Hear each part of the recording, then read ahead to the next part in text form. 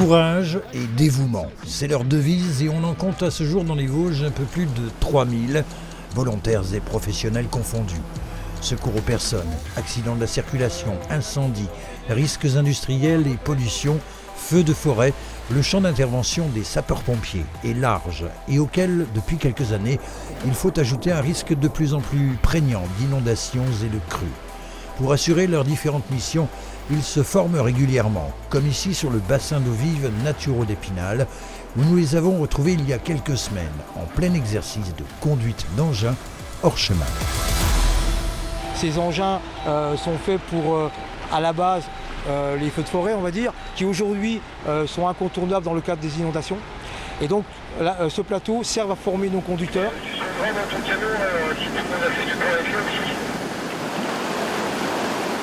Ce type de véhicule, le courant, on ne le sent même pas. Par contre, ça patine un petit peu de temps en temps. Hein. Ah, on ne le sent pas trop avec les pneus, ça passe tout seul. Hein. Les conducteurs qui, durant cet exercice précis, sont guidés par des sauveteurs aquatiques comme s'il s'agissait de conditions réelles. La difficulté, c'est surtout de voir les risques pour pas qu'un camion se retrouve dans une mauvaise posture. Tout ce qui est inondation, les eaux sont quand même très chargées, remplies de bouts de bois, de cailloux. Et du coup, nous, on essaye d'être un peu les yeux au plus proche pour les conducteurs. C'est une vraie spécialité du corps de sapeurs-pompiers. Oui, alors la spécialité, c'est les sauveteurs eau vive. Et du coup, nous, on intègre derrière la sécurisation des interventions.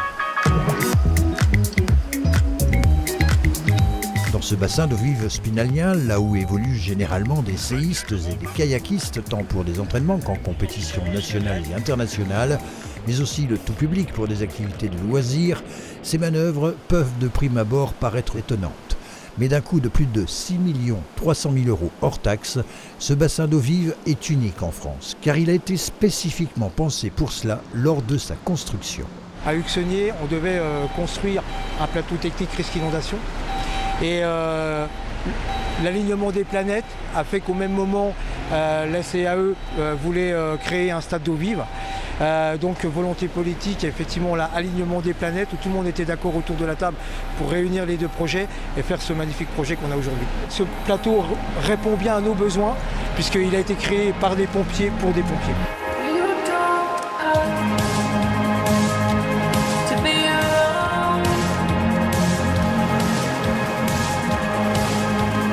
On est copropriétaire du plateau. Le SDIS a fait une participation financière. Donc nous, quand on utilise le plateau, on paye les charges, donc l'électricité, et quelques euros supplémentaires pour l'utilisation du club de canoë, dans le cadre des douches, du chauffage, etc. Mais on ne loue pas le plateau. À partir du moment où on est copropriétaire du plateau avec la CAE, on ne finance pas l'utilisation. Conjuguer sport, loisirs et plateau technique, il fallait y penser. Une véritable prouesse, selon celui qui est aussi depuis novembre dernier le nouveau président du GESN, club de canoë-kayak de Golbet-Épinal-Saint-Nabord. C'est bien d'avoir les deux casquettes, bien qu'il faut bien distinguer les deux utilisations. Hein.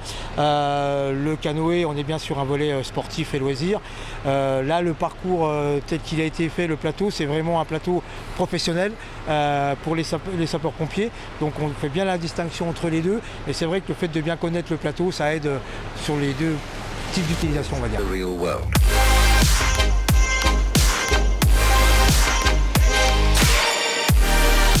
Après les camions, il est temps de se jeter à l'eau, avec cet autre exercice, la récupération de victimes en cas de forte crue. Dans un premier temps sur la récupération de victimes conscientes au moyen de commande et ensuite avec les sauveteurs à l'eau. En intervention classique, ça nous sert, alors je ne vais pas vous dire tous les jours, mais ça peut nous servir. Effectivement, récupérer des victimes conscientes ou inconscientes dans nos cours d'eau, ça arrive. Là particulièrement, sur cette semaine, on va entraîner nos stagiaires sur le risque spécifique eau vive et le risque inondation également. Alors le gros avantage de ce stade nautique, c'est que justement que la force du courant peut être ajustée aux demandes des formateurs et du groupe. Donc on va pouvoir recréer quasiment toutes les situations qu'on pourrait rencontrer dans dans la vraie vie, avec que ce soit du mobilier urbain, les véhicules immergés, les appartements des victimes qu'on pourrait aller rechercher dans leur appartement. Donc toutes les situations sont réalisables et modifiables à la demande des formateurs. On est à 8 mètres cubes, donc on est aux 2/3 de la force maximale du stade nautique. Donc on se rend compte que là déjà sur la première matinée, les stagiaires sont déjà mis à rude épreuve. Mais voilà, c'est de très belles conditions pour pouvoir réaliser nos exercices.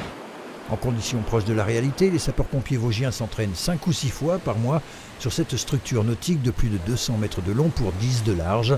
Mais il n'y a pas que. Ils viennent de toute la France, mais aussi de pays limitrophes, Belgique, Luxembourg, des Ardennes. Déjà venus en 2024, les Ardennais y ont apparemment pris goût.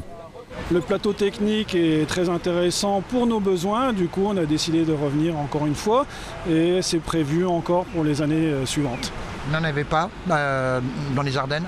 Alors effectivement on est bien du milieu naturel mais on n'a pas les conditions requises pour cette formation. Il y a différents dangers dans le milieu, le fait qu'on peut être plaqué contre quelque chose et ne plus pouvoir s'en sortir, être en difficulté, accroché, là par exemple on voit un feu rouge.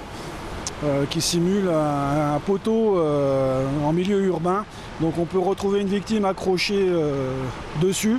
Et nous, notre rôle, ça va être de s'engager dans l'eau, d'aller récupérer cette victime, on appelle ça l'arracher, et de la sortir dans un endroit sécurisé. On a déjà récupéré des victimes qui étaient passées dans un barrage, le jeune homme toujours conscient, et justement grâce à ces techniques d'eau vive, on a pu intervenir efficacement et sortir en toute sécurité et toujours conscient le jeune homme de l'eau.